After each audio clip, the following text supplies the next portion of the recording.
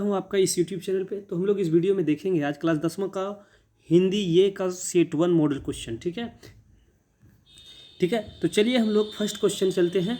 ठीक है, तो फर्स्ट क्वेश्चन ये जो आपका सामान्य निर्देश जो इंट्रोडक्शन दिया हुआ ये आप लोग पढ़ लिए होंगे।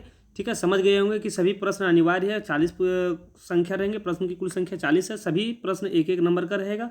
प्रत्येक प्रश्न के लिए 4 विकल्प दिए गए हैं। ठीक है, और यहाँ पे गलत उत्तर देने का कोई नंबर नहीं कटेगा। तो ये आप समझ लिए होंगे, शुरू में ही समझा दिया गया है, आप समझ लिए होंगे। तो चलिए यहाँ पे फर्स्ट क्वेश्चन देखते हैं हिंदी का जो है ये।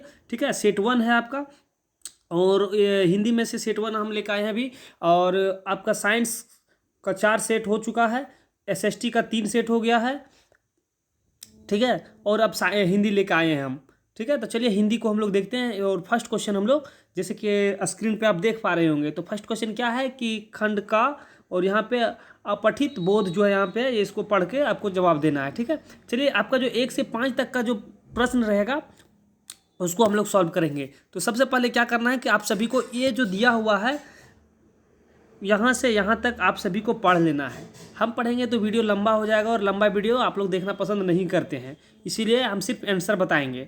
ठीक है, आप इसको पढ़ लीजिएगा। चलिए, तो फर्स्ट क्वेश्चन जैसे कि आप देख पा रहे होंगे कि क्या है कि फर्स्ट क्वेश्चन कि हम किसके ऋणी हैं। तो हम किसके ऋणी हैं, ऑप्शन 4 दिया हुआ है। तो जब इसको पढ़िएगा तो इससे पता चल जाएगा आपको कि हम किसके ऋणी हैं।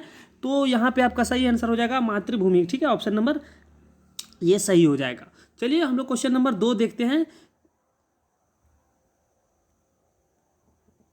तो क्वेश्चन नंबर 2 ध्यान से देखिए कि दिया हुआ है कि मनुष्य की श्रेष्ठता की यहाँ पे ऑप्शन 4 दिया हुआ है। क्या है कि जब इसको पढ़िएगा गद्यांश तो पता चलेगा कि गिरकर उठकर बड़े होते हैं। ठीक है, ऑप्शन नंबर सी आपका सही हो जाएगा।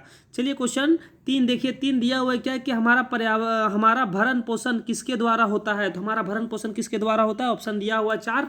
इसमें से आपका सही आंसर हो जाएगा ऑप्शन नंबर बी, धरती माँ के द्वारा दिए गए अन्न से। ठीक है, तो चलिए हम लोग 3 क्वेश्चन देखे हैं। ठीक है, चौथा क्वेश्चन चलिए हम लोग देखते हैं।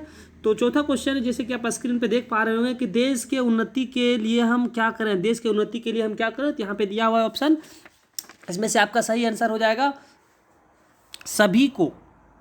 देखिए, सभी को समता तथा सौहार्दता का पाठ पढ़ाएं और पढ़ें, जो आपका ये लिखा हुआ उस गद्यांश में। ठीक है, चलिए आप देखिए यहाँ पे देश प्रेम क्या है। तो देश प्रेम क्या है, तो ऑप्शन दिया हुआ 4। इसमें से आपका क्या है कि देश के रीति रिवाजों को निभाने और विभिन्न धर्मों को सम्मान। ठीक है, ऑप्शन नंबर ये आपका सही हो जाएगा। ठीक है, तो चलिए हम लोग 1 से 5 तक क्वेश्चन देख लिया। उससे पहले छठा क्वेश्चन देखें। तो क्या करना है कि अगर आप चैनल पे न्यू हैं तो चैनल को सब्सक्राइब करके रख लीजिए, क्योंकि इस चैनल के ऊपर सभी प्रकार के मॉडल सेट का सॉल्यूशन डाला जाएगा। ठीक है, जो भी आपका सभी 5 सब्जेक्ट है, 5 का मॉडल सेट हम इसके ऊपर अपलोड करने वाले हैं। तो चैनल को सब्सक्राइब करके रख लीजिए। ठीक है, और साथ में बेल आइकन को दबा के रखिए। और क्या है कि चलिए हम लोग क्वेश्चन नंबर अब यहाँ पे देखते हैं, हल करेंगे 6 से 10 तक के। ठीक है, तो क्या करना है कि आपको फिर से आ गया यहाँ पे इस पद्यांश को पढ़ लेना है। पूरा पढ़िएगा तो उसके बाद फिर आपको पता चलेगा। ठीक है, तो आप क्या करें कि आप सभी पहले इसको पढ़ लीजिएगा। हम पढ़ेंगे तो वीडियो लंबा हो जाएगा, इसीलिए क्या करना है कि आप पढ़ लीजिए, उसके बाद हम सिर्फ हल के ऊपर आते हैं। तो यहाँ पे क्वेश्चन देखिए, छठा नंबर क्या है कि किस से डर कर नौका पार नहीं होती। तो किससे डर कर नौका पार नहीं होती, तो ऑप्शन दिया हुआ 4 यहाँ पे। इसमें से क्या है कि ऑप्शन नंबर बी, लहरों से डर कर नौका पार नहीं होती। ठीक है, चलिए यहाँ पे 7वां क्वेश्चन देखिए कि नन्ही चींटी दाना लेकर कहाँ चढ़ती है। तो पहाड़ों पे चढ़ती है, छतों पर, कहीं पे। तो देखिए ऑप्शन आपका दीवारों पर चढ़ती है।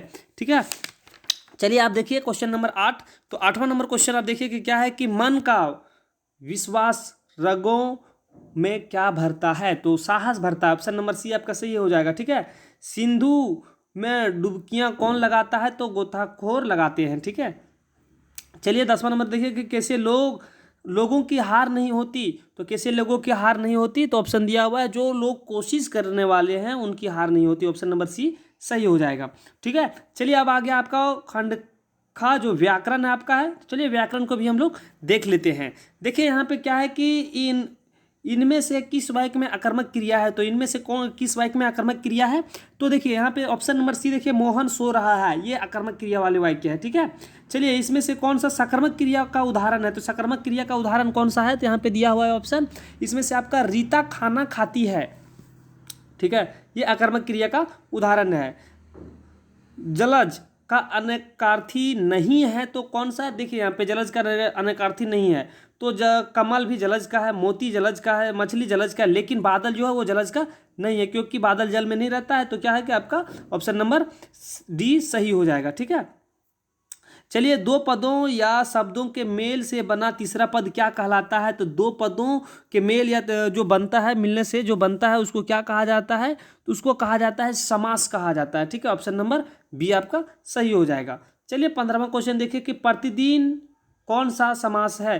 तो प्रतिदिन कौन सा समास है? तो दिया हुआ है 4 ऑप्शन, यहाँ पे 4 ऑप्शन में से कौन? ये नंबर का या वह भी हुआ। ठीक है, ये ऑप्शन नंबर सी ये सही है। ठीक है, नीला है जो कंठ, नीलकंठ, नीला है जो कंठ, नीलकंठ की समास का विग्रह है? तो यहाँ पे देखिए ऑप्शन नंबर डी जो है वही बहुव्रीहि। ठीक है, ऑप्शन नंबर डी आपका सही हो जाएगा। जब वर्षा होती है तब मोर नाचने लगते हैं, रचना के आधार पर वाक्य का भेद बताएं। तो जब वर्षा होती है और मोर नाचने लगता है तो इसमें से कौन सा है? तो ये मिश्रित वाक्य है। ठीक है, इसमें कौन सा है? ऑप्शन दिया हुआ है आपका मिश्रित वाक्य, ऑप्शन नंबर सी। ठीक है, चलिए देखिए यहाँ पे जिस वाक्य में कर्ता के काम को प्रधानता दी जाती है वह कौन सा वाच्य होता है? तो कर्ता को प्रधानता देने वाले जो वाच्य है वो कृतवाच्य है। ठीक है, ऑप्शन नंबर ये सही हो जाएगा।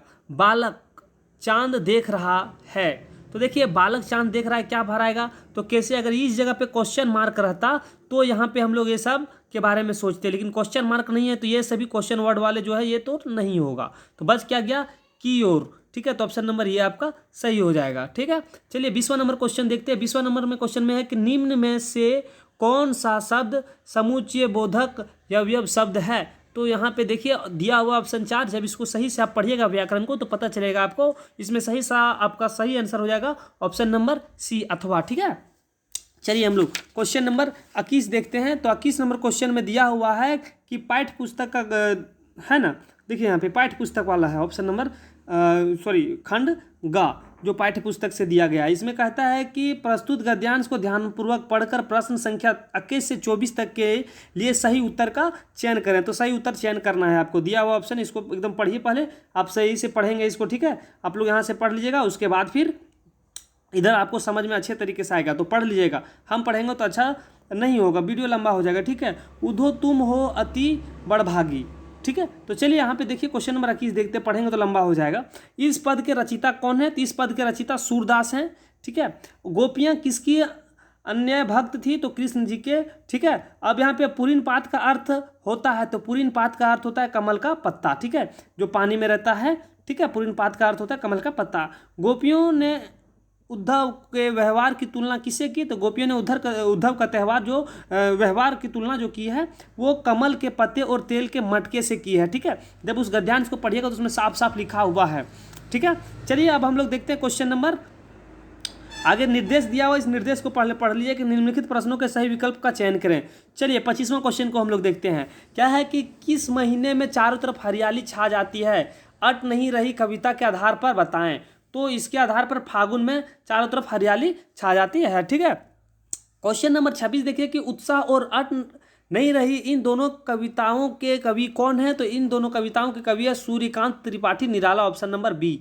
ठीक है, किसकी मुस्कान इतनी मोहक है कि मुर्दे भी जान डाल सकती है? तो नन्हे शिशु, मुर्दे में भी जान डाली जा सकती है। ठीक है, डाल सकती है, तो ऑप्शन नंबर सी नन्हे शिशु को। फसल जो कविता है के अनुसार बताएं कि फसल किनका बदला हुआ रूप है? तो फसल किनका बदला हुआ रूप है? तो सूर्य की किरणें का बदला हुआ रूप है। ठीक है, चलिए आगे देखिए, यहाँ पे दिया हुआ है कि निर्देश भी दे दिया कि प्रस्तुत गद्यांश ध्यानपूर्वक पढ़कर प्रश्न संख्या 29 से 32 तक हम लोग इसका सही चयन करेंगे आंसर का। तो इसको पढ़ लीजिएगा।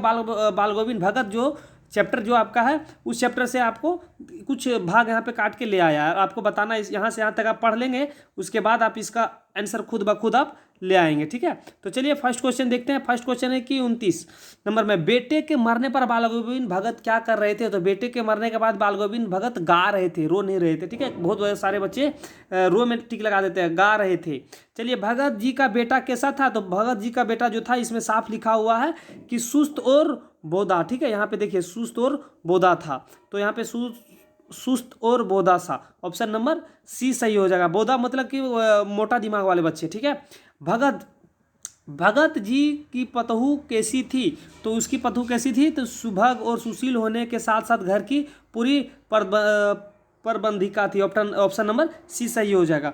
बोधा का अर्थ क्या है कि कम बुद्धि वाले, मोटा दिमाग वाले नहीं, कम बुद्धि वाले, जिसके दिमाग कम होते हैं, ठीक है। ऑप्शन नंबर डी सही हो जाएगा। चलिए 33 नंबर क्वेश्चन देखते हैं क्या है कि नेताजी का चश्मा पाठ में पान वाले का व्यक्तित्व किस तरह का था। तो यहाँ पे देखिए पान वाला का व्यक्तित्व जो था, मोटा जी के ये जो नेताजी के चश्मा में जो है, ठीक है, तो उसका व्यक्तित्व जो था वो था एक मोटा, हंसमुख और खुशमिजाज व्यक्ति था, ठीक है। ऑप्शन नंबर डी सही हो जाएगा। नेताजी का चश्मा पाठ में नेताजी का प्रतिमा किस चीज़ का बना हुआ था, संगमरमर पत्थर का था, ठीक है। चलिए ऑप्शन नंबर बी सही हो जाएगा। 35 नंबर क्वेश्चन देखिए ध्यान से कि नेताजी की मूर्ति पर चश्मा कौन बदलता था, तो कैप्टन, ठीक है। और कैप्टन जो इस चैप्टर में कैप्टन जो है वो चश्मा बदला करते थे।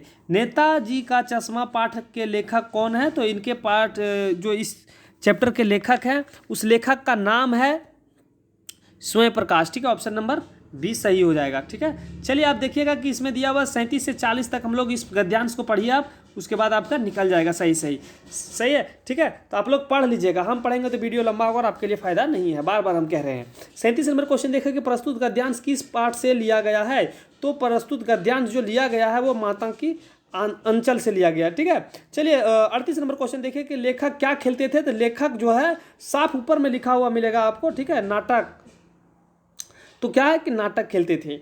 चलिए इस गद्यांश में किस मेले की चर्चा की गई थी। इस गद्यांश में जो मेले की चर्चा की गई है वो मेला दिया हुआ है यहाँ पे, अच्छा नहीं दिख रहा है ना। चलिए आगे देखिए, यहाँ पे ऑप्शन नंबर बी ददरी का मेला, ठीक है। चलिए यहाँ पे लास्ट क्वेश्चन जो है आपका 40 कि रहरी किसे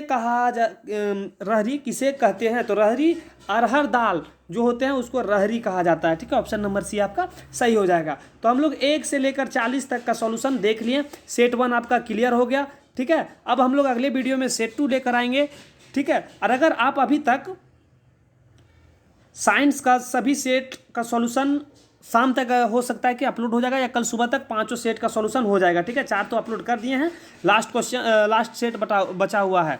और सोशल साइंस का सेट 3 तक अपलोड हो गया है, कल आपका सेट 4-5 अपलोड हो जाएगा। तो क्या करना है कि आप चैनल को सब्सक्राइब करके रख लीजिए ताकि ये जो वीडियो जो अपलोड होगा उसका नोटिफिकेशन आपके पास पहुँच सके, ठीक है। तो वीडियो हो रहा है लंबा, वीडियो को करते हैं अंत। जय हिंद।